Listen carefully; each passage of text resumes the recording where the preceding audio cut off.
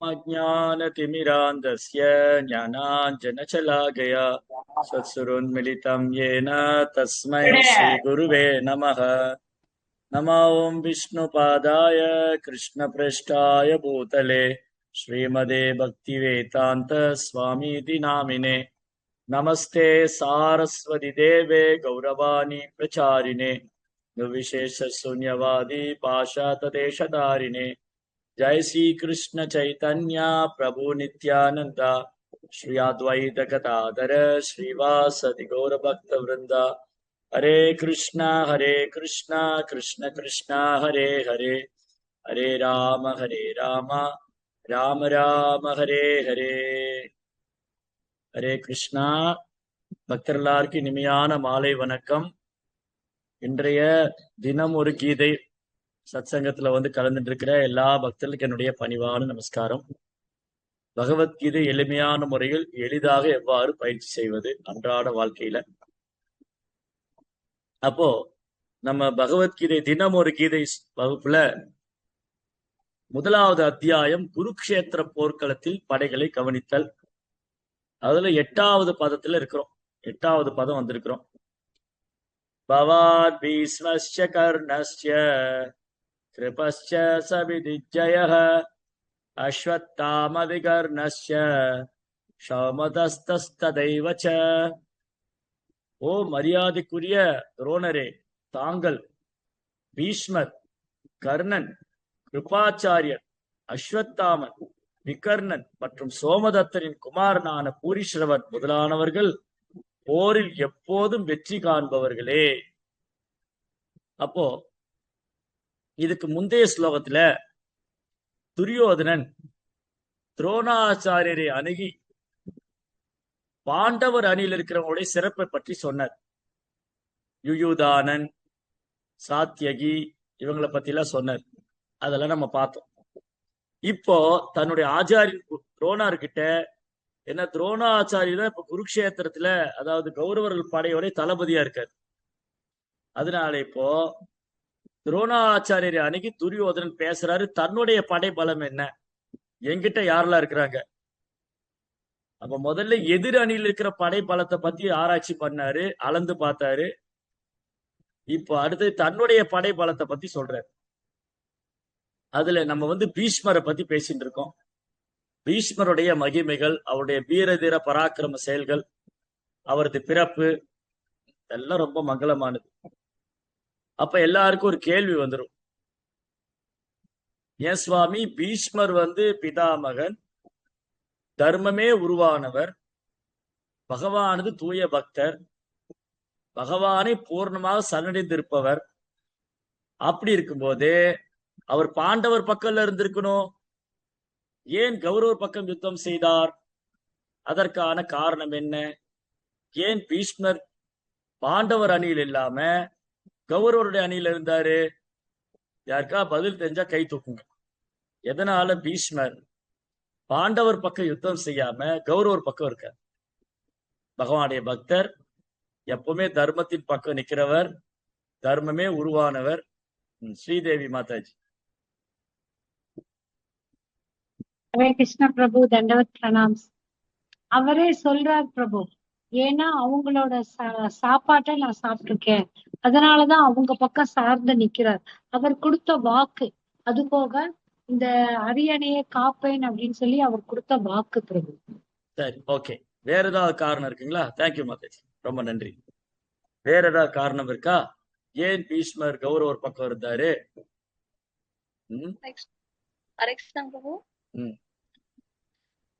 அஸ்தினாபுரத்தின் அரியணையில் யார் அமர்ந்திருக்கிறார்களோ அவங்களுடைய தர்ம அவங்களுக்கு கட்டுப்பட்டு நட அப்படின்றது மாதிரி சொல்லியிருக்காங்க. அது ஏற்கனவே அவங்க சொல்லிட்டாங்க. நான் வேற ஏதாவது கேட்க. ஓகே, அந்த பாயிண்ட் ஏற்கனவே சொல்லியாச்சு, அந்த ஸ்டேட்மெண்ட் கொடுத்தாச்சு. வேற ஏதாவது காரணம் இருக்கா? ஏன் பீஷ்மர் கௌரவர் பக்கம் இருக்காரு, பாண்டவர் பக்கம் இல்ல? மிக அழகான விளக்கம் ஆச்சாரியர்களா கொடுத்திருக்காங்க. ஏன் பீஷ்மர் கௌரவர் பக்கம் இருந்தாரு, பாண்டவர் பக்கம் இல்ல? வெளிப்புறமான காரணம் என்ன, உள்புறமான காரணம் என்ன? Internal reason and external reason, ரெண்டு காரணம் உண்டு. ஹரே கிருஷ்ணா பிரபு. ஹரே கிருஷ்ணா.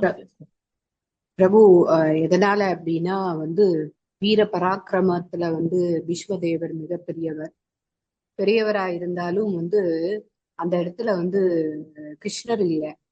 அதனால எப்பேற்பட்ட பெரியவனா இருந்தாலும் கிருஷ்ணர் அந்த இடத்துல இல்லை அப்படின்னா அது இது இந்த உலகம் தற்காலிகமானது, அதனால அது முறியடிக்கப்படும் அப்படிங்கிறத நிரூபிக்கணுங்கிறதுக்காண்டிதான் பகவான் அந்த இடத்துல இருந்தார். இல்லையே, பீஷ்மர் எப்பவுமே கிருஷ்ணரே நினைச்சிட்டு தான் இருக்காரு.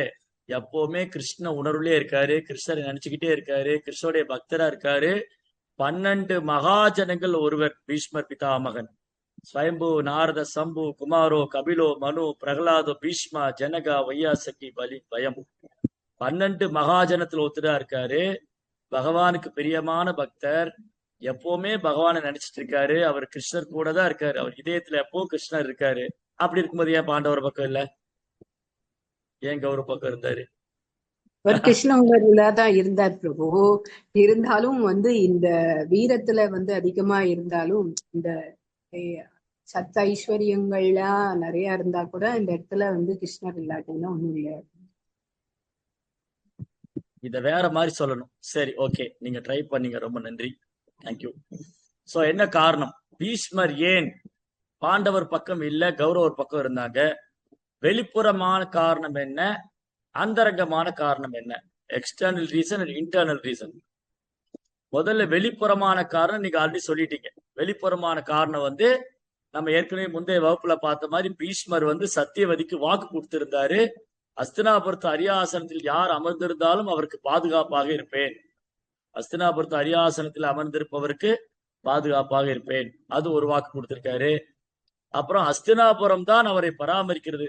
குரு வம்சத்துல அந்த அரியாசனத்துல யார் இருக்காங்களோ அவர் தான் பீஷ்மரை பராமரிக்கிறாங்க. அந்த ஒரு நன்றி விசுவாசம், நன்றி கடன். அப்புறம் பீஷ்மர் சத்தியவதிக்கு வாக்கு கொடுத்திருக்காரு, இந்த அஸ்தினாபுரத்துல நான் அரியாசனத்தை ஏத்துக்க மாட்டேன் அப்படின்னு சொல்லியிருக்கேன். இதெல்லாம் காரணம், இதெல்லாம் வெளிப்புறமான காரணம்.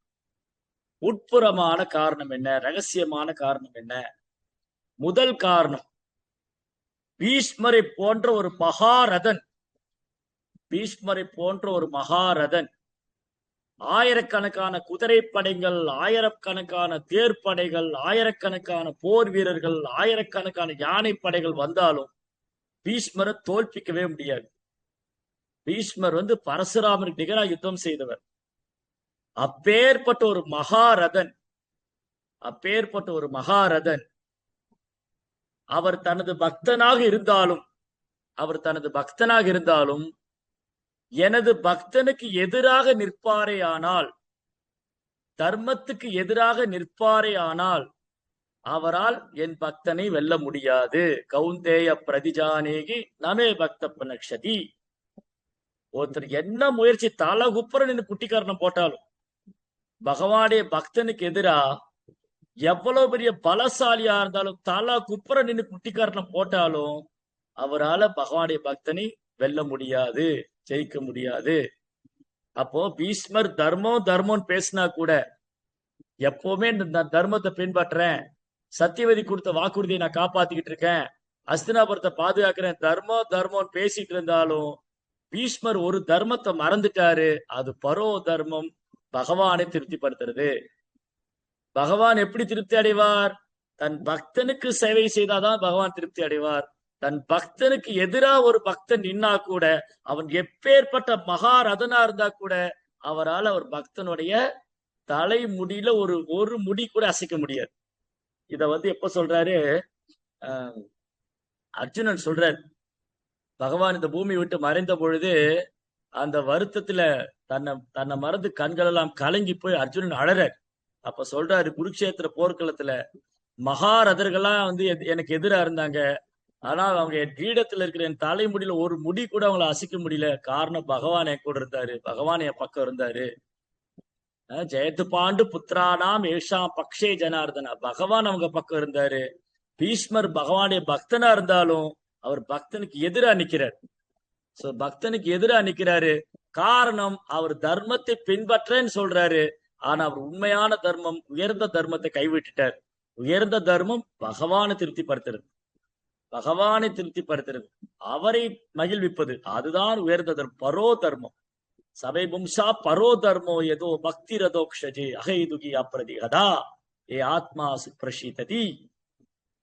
அதனால பீஷ்மர் உயர்ந்த தர்மத்தை விட்டுட்டாரு, தாழ்ந்த தர்மத்தை பிடிச்சுக்கிட்டாரு. சத்திரிய தர்மத்தை பண்ணணும், பிரம்மச்சரிய விரத தர்மத்தை கடைபிடிக்கணும், அதெல்லாம் ஸ்ட்ராங்கா பிடிச்சுக்கிட்டாரு. ஆனா உயர்ந்த தர்மம் பகவானை திருப்திப்படுத்தணும், அதை மறந்துட்டார். அது ஒரு காரணம். பாண்டவருக்கு எதிரா நிக்கிறார். அதனால பகவான் என்ன முதல்ல பாடம் கத்துக் கொடுக்கிறாரு, எப்பேற்பட்ட மகாரதனா இருந்தா கூட என் பக்தனுக்கு எதிரா நிக்கிறான்னு சொன்னா அவன் எப்பேற்பட்ட ஆளா இருந்தாலும் என் பக்தனை அவனால் வெல்ல முடியாது. இது முதல் காரணம். இரண்டாவது காரணம், பீஷ்மர் ஒரு சத்திரியன். அவர் என்ன பண்றாரா, தன்னுடைய வீரத்தின் மூலமா பகவானுக்கு சேவை செய்ய வேண்டும். வீர ரசம், அதாவது பல்வேறு ரசங்கள் இருக்கு, அதுல ஒரு ரசம் வீர ரசம், வீரம். அந்த வீரத்தின் மூலமா பகவானுக்கு சேவை செய்ய வேண்டும்னா பகவானுக்கு எதிரணியில இருந்தாதான் அது செய்ய முடியும். பகவானுடைய எதிரணியில நிற்கும் போதுதான் தன்னுடைய வீரத்தினால பகவானுக்கு சேவை செய்ய முடியும். அத பீஷ்மரே சொல்றாரு. பாகவதம் 1ஆம் ஸ்கந்தத்துல பீஷ்மருடைய மறைவுன்னு ஒரு அத்தியாயம். அதுல பீஷ்மருடைய ஸ்துதி, பீஷ்ம ஸ்துதி, ஒரு 10 ஸ்லோகம். அதுல ஒரு ஸ்லோகத்துல பீஷ்மர் சொல்றாரு, என்னுடைய அம்புகளால, கூறிய அம்புகளால தைக்கப்பட்டு பகவானுடைய உடல்ல காயங்கள் ஏற்பட்டு அது ரத்தம் கசித்தது. அந்த குருக்ஷேத்திர போர்க்களத்துல அந்த குதிரை கால் கொழும்புல உற்பத்தியான புழுதி அவர் கேசம் முழுதும் பரவி இருந்தது. இத பீஷ்மர் ரசிக்கிறார், கிருஷ்ணரும் அதை அனுபவிக்கிறார். அதுல புரோபால் பொருளுரையில் என்ன எழுதுறாருன்னா, கிருஷ்ணா கோபிகளோடு ராச நடனம் பண்ணும்போது கோபிகள் கிருஷ்ணரை முத்தமிட்டு அவருக்கு எவ்வளவு சந்தோஷமா இருக்குமோ அந்த ஒரு இன்பத்தை பீஷ்மருடைய அம்புகளால தைக்கப்படும் போது கிருஷ்ணர் அனுபவிச்சார். அந்த மாதிரி ஒரு ரெசிப்ரோகேஷன். கிருஷ்ணருக்கு எதிரா, பாண்டவருக்கு எதிரா பீஷ்மர் நின்று கொண்டிருந்தாலும் தன்னுடைய வீரத்தின் மூலமா பகவானுக்கு சேவை செய்து கொண்டிருந்தார் அப்படின்னு ஆச்சாரியர் சொல்றாங்க. அடுத்தது, பகவானுடைய எதிரணி, அத பாண்டவருக்கு எதிரா நிற்கும் போது பீஷ்மர் எப்பவுமே கிருஷ்ணர் அந்த பார்த்த சாரதி பார்த்துக்கிட்டே இருக்காரு. ஒரு கையில குதிரையின் கடிவாளம், இன்னொரு கையில சாட்டை. ஒரு கையில சாட்டை வச்சிருக்காரு, இன்னொரு கையில குதிரையின் கடிவாளம் வச்சிருக்காரு. அந்த பார்த்த சாரதியை கண்ணிமைக்காமல் பீஷ்மர் பார்த்துக்கிட்டே இருக்காரு, எதிரணியில் இருந்ததால். இப்ப பாண்டவர் பக்கம் இருந்திருந்தா கிருஷ்ணரை நேருக்கு நேர் பார்த்துட்டே இருக்க முடியுமா? அப்போ ஒரு வகையில பீஷ்மர் எதிரணியில் இருந்தாலும் அவரது எண்ணம், சிந்தனை எல்லாம் பகவான் மேலதான் இருந்தது. அப்புறம் பகவானுடைய விருப்பப்படி, மூணாவது காரணம், பகவானுடைய விருப்பத்தினால பீஷ்மர் கௌரவர் பக்கம் இருந்தாங்க. சோ பகவானுடைய விருப்பத்தை பீஷ்மர் அறிந்து கொண்டு அந்த சேவையாக அதை ஏற்றுக்கொண்டார். அஸ்தினாபுரத்துல உட்கார்ந்துட்டு பிதாமகனாக அந்த அரியாசனத்தை பாதுகாத்து கொண்டிருந்தாலும் பகவான் ஒரு திட்டம் வைத்திருக்கிறார், அதுதான் நிறைவேறும் அப்படிங்கிறது பின்னாடி வரக்கூடிய ஸ்லோகத்துல நம்ம பார்க்க போறோம். பீஷ்மர் எப்படி துரியோதனுக்கு அதை சிம்பாலிக்கா சொல்ல போறாரு அப்படிங்கிறது பின்னாடி உள்ள ஸ்லோகத்துல இருக்கு. அதை நான் அந்த சீக்கிரட்டா வச்சுக்கிறது அப்புறம் பார்த்துக்கேன். சோ இந்த மாதிரி பீஷ்மருக்கும் கிருஷ்ணாவுக்கும் ஒரு அன்பு பரிமாற்றம் இருக்கு அந்த குருக்ஷேத்திர போர்க்களத்துல. பீஷ்மா கடமைக்காக போர் செய்தாரே தவிர அவருக்கு நன்றாக தெரியும் அவருக்கு பிரியமான குழந்தைகள் பாண்டவர்கள் தான் ஜெயிக்க போறாங்க. குறிப்பா அர்ஜுனன் பீஷ்மருக்கு பிரியமான பேர குழந்தை, தன்னுடைய மார்பிலும் தோளிலும் போட்டு வளர்த்த குழந்தை. அதனால பீஷ்ம பிதாமகருக்கு பாண்டவர் மேல எப்பொழுதும் ஒரு தனி கருணையும் அன்பும் உண்டு. அதுல எல்லளவும் சந்தேகம் கிடையாது. ஆனால் அவர் எடுத்துக்கொண்ட தர்மத்துக்காக அந்த பக்கம் நிக்கிறார். அதை கிருஷ்ணரே உணர்த்துவார் பீஷ்மருக்கு. எப்படின்னா, இந்த பீஷ்மர் தர்மம் தர்மம் தர்மம்னு சொல்லிட்டு என் பக்தனுக்கு எதிராக செயல்படுறாரு, இவர் எப்படி தர்மத்தை ஃபாலோ பண்றாரு பார்க்கலாம் அப்படின்னு கிருஷ்ணா பரிச்சை வச்சார். என்ன பண்ணாரு, ஒரு நாள் திரௌபதி அழறாங்க கிருஷ்ணர்கிட்ட. கிருஷ்ணா, இது என்ன சோதனை, பிதாமகர் கூட அர்ஜுனன் சண்டை போடணுமா, இது சாத்தியமா? பிதாமகரை யாராவது வெல்ல முடியுமா? பிதாமகரை வென்றவர் இந்த பூமியில உண்டா? ஒரு பக்கம் திரௌபதி அழ, எல்லாருக்கும் ஒரே கவலை, அர்ஜுனால இந்த யுத்தத்துல ஜெயிக்க முடியுமா முடியாதா? திரௌபதி அழுது புலம்புற. அப்ப கிருஷ்ணர் சொன்னார், உனக்கு என்ன வேணும் இப்போ? என்னுடைய கணவர்மாருக்கு ஒண்ணும் ஆகக்கூடாது, சரி அவ்வளவுதானே, நீ என் கூட வா அப்படின்னு சொல்லிட்டு அன்னைக்கு திரௌபதிய கிருஷ்ணர் என்ன பண்ணாரு, பீஷ்மருடைய கூடாரத்துக்கு அழைச்சின்னு போறாரு. என்ன ஆகும்னா, காலையில யுத்தம் நடக்கும். சூரியன் அஸ்தமிச்சதுக்கு அப்புறம் எல்லா யுத்தம் எல்லாம் ஸ்டாப் பண்ணிடுவாங்க. அவங்க கூடாரத்துல இருப்பாங்க. வீட்டுக்கு அந்த கூடாரத்துக்கு யாரா வந்தாலும் எதிர் அணியினரா இருந்தா கூட நண்பர்களா வரவேற்று உபசரிப்பாங்க. அப்ப பீஷ்மருடைய கூடாரத்துக்கு சூரியன் அஸ்தமிச்சதுக்கு அப்புறம் கிருஷ்ணரும் திரௌபதியும் வராங்க. திரௌபதி கொலுசு அணிஞ்சிருக்காங்க. அன்று அன்னைக்கெல்லாம் எலக்ட்ரிசிட்டி எல்லாம் கிடையாது, கரண்ட் சோலார் லைட் எல்லாம் கிடையாது. அன்னைக்கு இந்த நெருப்பு பந்தம் தான் இருக்கு. பீஷ்மர் ஒரு பிரம்மச்சாரி, அவர் கூடாரத்துல இருக்காரு. அந்த கூடாரத்துக்கு அருகாமையில ஏதோ கொலுசு சத்தம் கேட்குது. பீஷ்மர் ஒரு நெருப்பு பந்தம் எடுத்துட்டு வராரு. யாரது இந்நேரத்துல, இந்த பொழுது சாய்ந்த நேரத்துல என்னுடைய கூடாரத்துல ஒரு பெண்மணி என்ன வேலை, ஒரு மாதாஜிக்கு இங்க என்ன வேலை, யார் இங்க வர்றீங்க, இந்த இரவு நேரத்துல இங்க எதுக்காக வரணும் அப்படின்னு இந்த கூடாரத்துல இருந்து வெளியில அந்த நெருப்பு பந்தத்தை எடுத்துட்டு வர்றாரு. அப்ப யாரோ ஒரு பாதத்தை தொடுறாங்க. பீஷ்மர் அந்த நெருப்பு பந்தத்தை காணும் போது பாதத்துல திரௌபதி இருக்காங்க. திரௌபதியை பார்த்தோன்னே, திரௌபதி இந்நேரத்துல எங்க? அப்ப பிதாமகரே என்ன ஆசீர்வாதம் பண்ணுங்கன்னு திரௌபதி சொல்ல, தீர்க்க சுமங்கலி பவ அப்படின்னு ஆசீர்வாதம். தீர்க்க சுமங்கலி பவ. கிருஷ்ணர் சொல்றாரு, திரௌபதி வா போலாம், நம்ம வேலை முடிஞ்சது. இப்போ கிருஷ்ணா என்ன பண்ணிட்டாரு, பீஷ்மரை ஒரு தர்ம சங்கடமான சூழ்நிலையில மாட்டி விட்டார். இப்போ நாளைக்கு யுத்தத்துல பீஷ்மர் அர்ஜுனனை கொல்ல முடியுமா?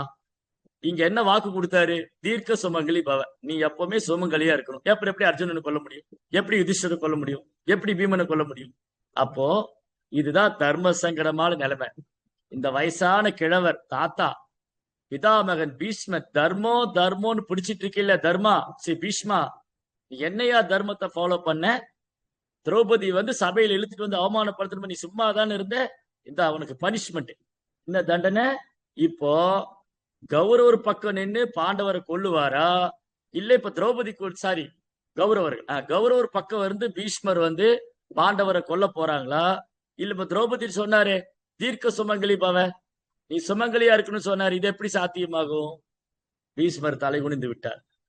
அதனால தர்மத்தை பின்பற்றுவது முக்கியம் அல்ல. இன்னைக்கு முக்கியமான பாடம் என்ன? பீஷ்மருடைய வாழ்க்கை சரித்திரம் நம்ம கற்றுக் கொடுக்கிற பாடம் தர்மம்னு சொல்லி தர்மத்தை பிடித்திருப்பது மட்டும் முக்கியம் அல்ல, அந்த தர்மம் பகவானை திருப்திப்படுத்துகின்றதா, அது உயர்ந்த தர்மம் பரோ தர்மமா இருக்கின்றதா, அது ரொம்ப முக்கியம். அதனாலதான் பாகவதம் என்ன சொல்லியிருக்கு, தர்மஸ்வன்ஷிதா வம்ச ரிஷக்ஷேன கதாசுய நோத்பாதையை எதிரதின் சிரமையை வகி கேவலம். நம்ம செய்யக்கூடிய தர்மம் விஷ்ணுவை நோக்கி செலுத்தப்படவில்லை.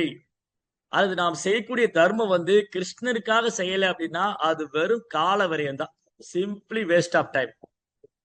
இன்னொரு இடத்துல பாகவதம் என்ன சொல்லுது, அதப்பும்பிர்ஷ்ரேஷ்ட வர்ணாசிரம விபாகச சானுச்சிதஸ்ய தர்மஸ்ய சம்ஷித்திர் ஹரிதோஷனம். நம்ம செய்யக்கூடிய தர்மம் எதுக்காக? அது பிராமணனோ சத்திரியனோ பிரம்மச்சாரியோ குடும்பஸ்தனோ சன்னியாசியோ, நம்ம எந்த தர்மத்தை செய்தாலும் அந்த தர்மம் பகவானை திருப்திப்படுத்துறதுக்காக இருக்கணும்.